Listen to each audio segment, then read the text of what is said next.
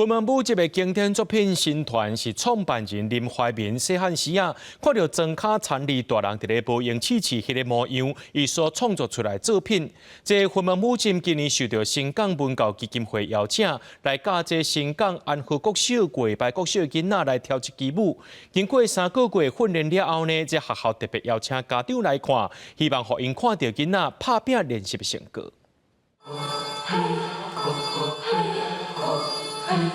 学生囡仔认真专心的跳舞，甲练习3个月的成果展现互时大人看。嘉义县新港安和国小甲围牌国小计共12位学生，为8月份开始练习云门舞集经典的这出新团。指导的舞蹈老师就讲，国小的囡仔会有这款的表现，已经真无简单。动作都很难，但是我们也就是有坚持的力量，可以让我们更好。更快学习到这种舞蹈，其实他们已经做到，已经超乎我们的预期。就是我们其实自己也被他们感动到，就是尤其看到这么小的小朋友也能够一直努力到现在，然后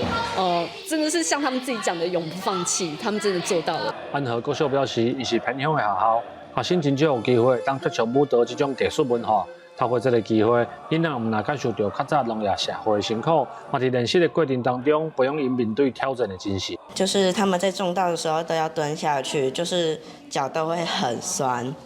我们也感受到了那种酸